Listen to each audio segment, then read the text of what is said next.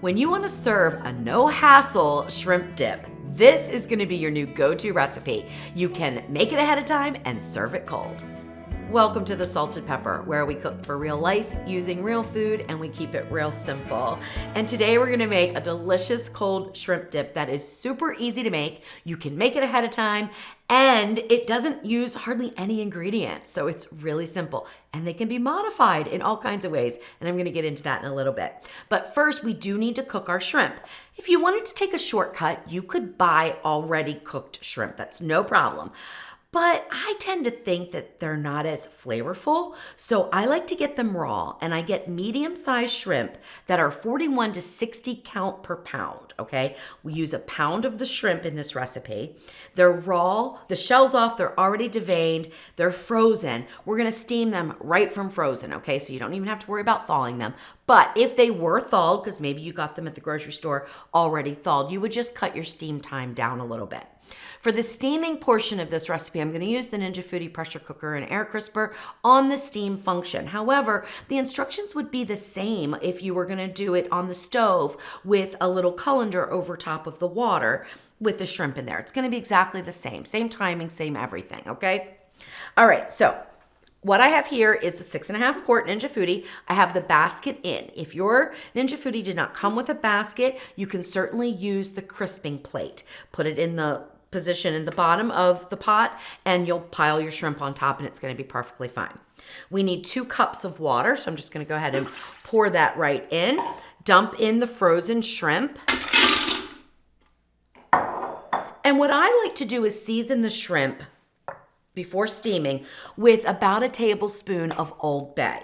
Now, if you don't like Old Bay or you can't find Old Bay, you can skip this. You could season them with whatever seafood seasoning you like, or you could use simple salt, pepper, maybe a little bit of garlic, just to give them a little bit more flavor.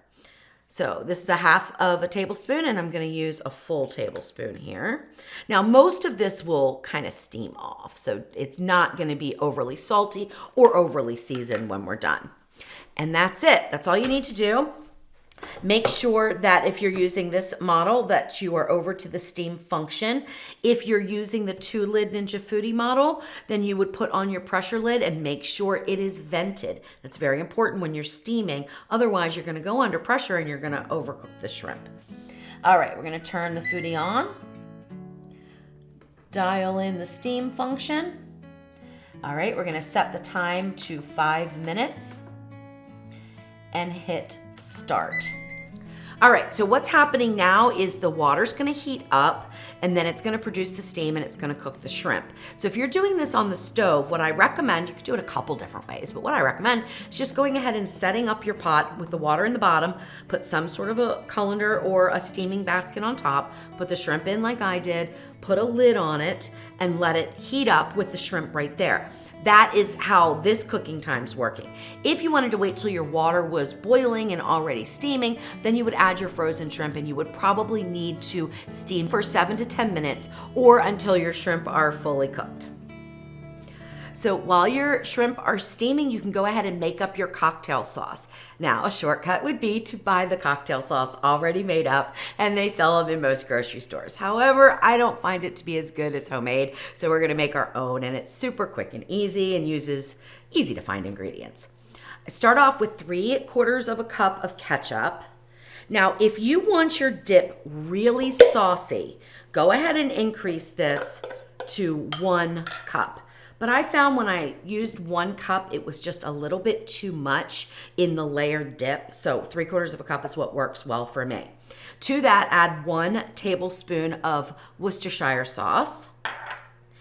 And then we're gonna add in prepared horseradish. This is different from horseradish sauce. So when you're in your grocery store looking for it, make sure that it's prepared. So it's gonna be just sort of like grated horseradish. That's very important, okay? Otherwise, you're gonna make a totally different type of dip.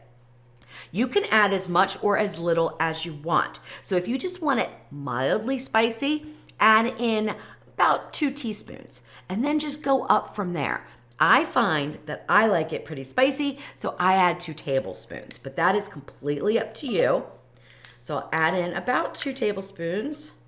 I don't even measure because It's all good. If for some reason you overspice it, squeeze in some more ketchup. Super easy. Oops. And then make sure you get some of your Worcestershire sauce out of the bowl. That's really important. All right, mix this up. All right, now I also like to add in about a teaspoon or so of lemon juice. So I'm just gonna cut this lemon in a weird way. I just cut off a little bit of it. Squeeze in about a teaspoon. And that just balances everything out. So the lemon juice is optional, so is the Worcestershire sauce. If you don't have it, you can make a simple cocktail sauce with just ketchup and horseradish. It's perfectly fine. All right, let me give it a taste for spiciness.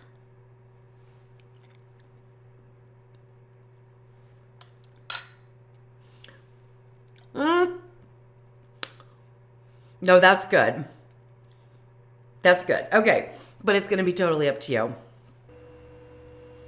When you have just about 2 minutes left on your timer, you're gonna wanna open up the lid, and yes, you're gonna let steam out. It works though, it's perfectly fine. And toss around the shrimp. Because they were frozen when they went in, sometimes they like to clump together. You wanna spread them out so they fully cook evenly. So we're gonna open that up and just toss them around. They already look great. So let's just finish up that last 2 minutes, and then we'll get them in the bowl and in the fridge.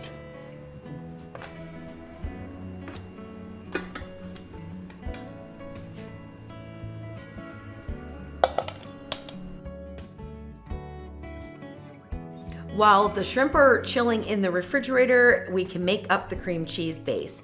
Now there's a couple ways you can do this, and for the longest time, the only thing I did was soften 2 blocks, which is 16 ounces of cream cheese, just left them at room temperature for about 4 to 6 hours until they were nice and soft, and I spread it in the bottom of my pan. However, over the years, I've sort of developed this recipe a little bit more, and now I whip the cream cheese because I like the way it aerates it, makes it a little bit lighter in the dip, easier to dip your crackers or chips into. So that's what we're gonna do today. I'm gonna show you how to whip up cream cheese, and you can do this for any time you want whipped cream cheese, and it's delicious and it's super easy. You can use a stand mixer or you can use a handheld mixer. Either way works fine. So 16 ounces, full fat, but you could change that up if you didn't want that. If you wanted to use the light cream cheese, that's fine. But I use the full fat regular cream cheese for this dip. And we're just gonna start mixing it on low. Now, if you are like me and forget all the time to take out your cream cheese and it's not quite as soft as mine, don't worry about it. Just keep it on low a little bit longer and it'll start to soften up. Once I see that it's collected on the paddle more than anything, then I'm gonna go up to high speed.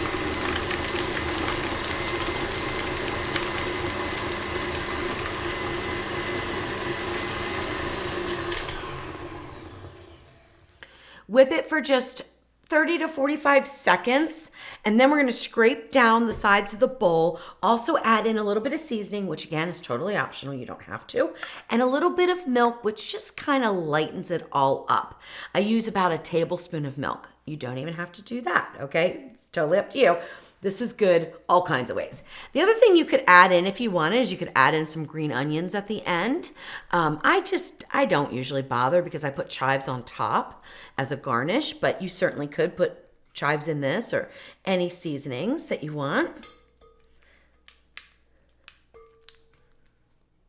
You will feel the difference in the cream cheese when it's completely whipped. It'll feel a lot lighter. All right, we're gonna put in our tablespoon of milk. And then I'm gonna put in, and it's up to you, you could put in 1 teaspoon, 2 teaspoons.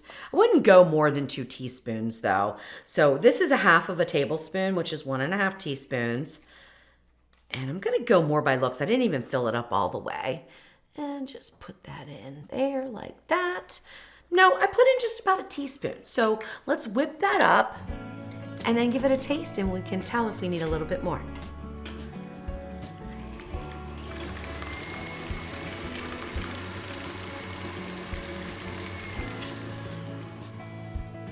Okay, after another 30 to 45 seconds, again, scrape down the sides and pay attention to how it's feeling. Now it's much easier to scrape down the sides. It's not nearly as thick because we've gotten some air into it.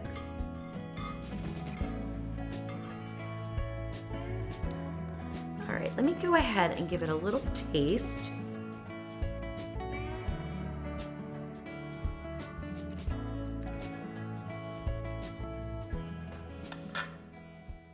It could use a little more. Not too much though, because you don't want it to be too salty. So maybe another half of a teaspoon, that'll work. So 1.5 teaspoons, or go up. It's up to you, really. This is one of those recipes you can do whatever you want.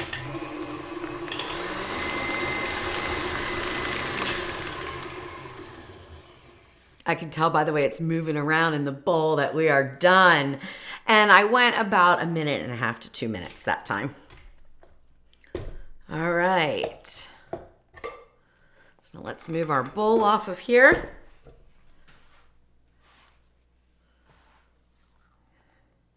Scrape all this delicious cream cheese that is so light.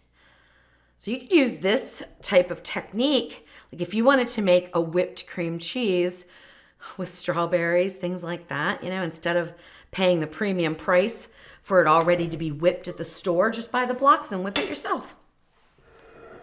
All right. Oh my gosh, so light. Oh, wow. It's a little bit heavier than whipped cream, but not much, okay? So it is definitely whipped and ready to go. Now it's time to assemble the dip, and it's so easy. You want to have some sort of a dish that has a little bit of a lip on it, probably about 1.5 to 2 inches, so that the dip sits in there nicely.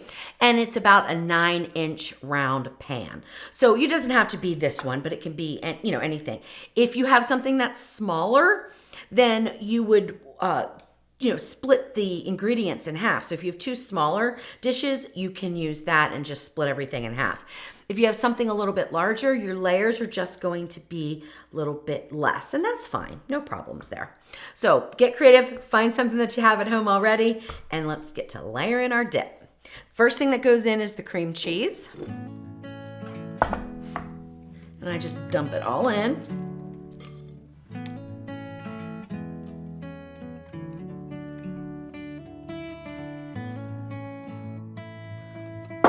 All right, that looks good. Now you can use the same spatula here, which is what I'll do, and just spread it around in the bottom.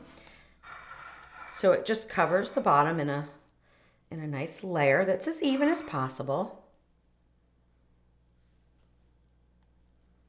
And I take it to the edge, but I try not to get up and get it messy on the rest of the ledge here. I try to keep it pretty neat so that all the layers look really pretty and it looks like a nice clean dish of dip when you're done.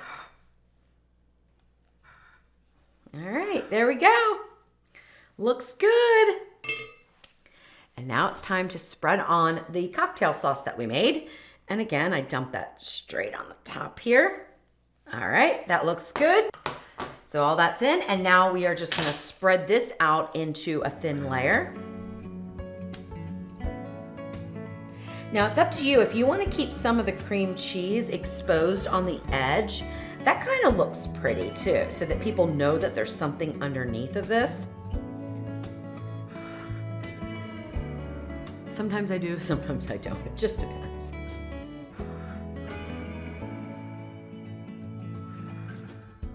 You could also cut all the ingredients in half and make a smaller batch of the dip. So you can make as little or as much as you want. But I wouldn't necessarily layer anything any thicker. So I wouldn't like double these ingredients and put them in a small container like this. If you were gonna double all the ingredients, I would put them in a larger dish, because you don't want it to be too much. Like if you get too much cocktail sauce or too much of the cream cheese, it doesn't all balance. So these are the amounts that balance everything together. All right, we are ready to top this with our shrimp, but guess what? If you don't like shrimp or you don't want to use shrimp, you can use crab meat. That is how I used to make this when I lived in Maryland. However, here in Tennessee, I cannot find really good quality crab meat, so I had to come up with another substitute, and I started making it with shrimp, and it's delicious. I don't know which I like better. I like both. I think crab meat looks beautiful on top, but so does the shrimp, okay? So it's up to you what you want to use. Obviously today I'm making it with shrimp, so let me go grab those and we'll finish this up. All right, so to get the shrimp on top, you can do it any way you want, okay? You could chop them up if you wanted them a little bit more finely diced. But what I like to do is just sort of set them right on top here. And I wanna make sure that we have enough shrimp. So what I do is go down here like this. I could probably go a little bit closer together. And kind of start to then fill everything in, because you'll be able to have a better judge of how close together you want to put these shrimp as we build this out a little bit here.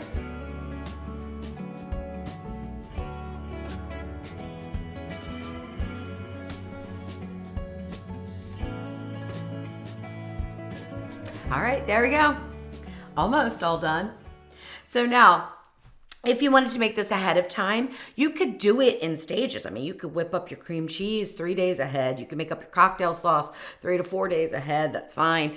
I would cook the shrimp probably within 2 days of serving the dip, but you could cook it up and just leave it in a sealed container in the refrigerator. That would be fine.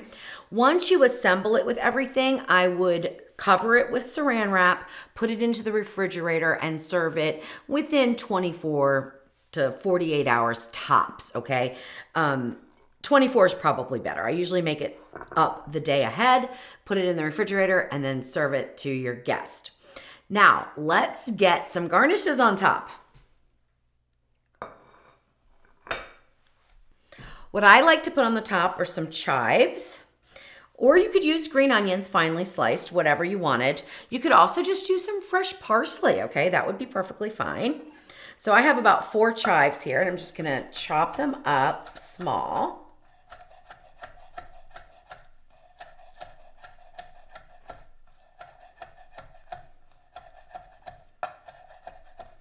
And I recommend garnishing right before you serve it, okay? That way your herbs are gonna be nice and fresh. And then just sprinkle them on top. Wherever they land, they land.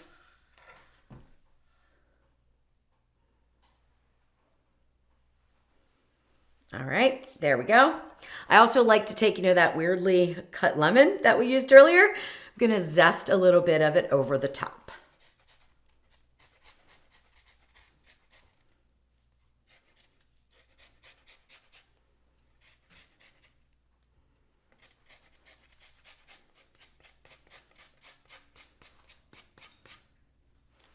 All right, perfect. Now you can take the rest of the lemon, and don't worry that it's zested a little bit. I mean, you could use a fresh one if you want to be really fancy, but I don't believe in wasting anything, so I like to just cut this one up and serve it on the side as a garnish. Isn't that beautiful? Oh my gosh. This is such an easy dip, and it tastes amazing. And I'm gonna try some right now. All right, you will serve this with an assortment of crackers or bagel chips are really, really good with it. I happen to love Triscuits with mine. That's my favorite pairing. I find Ritz crackers to be a little bit too delicate for this dip, so I like the heartiness of the Triscuit. You can literally just go in and scoop it. So that makes it easy, okay, for your guest. If you're gonna serve it with a Ritz, which is gonna tend to kind of break, then make sure you have something in your dip for people to dish it out. All right, so there we go. We've got some cream cheese, a shrimp, and some cocktail sauce, and let's try it.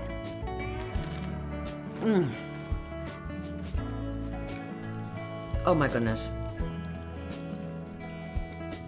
Wow.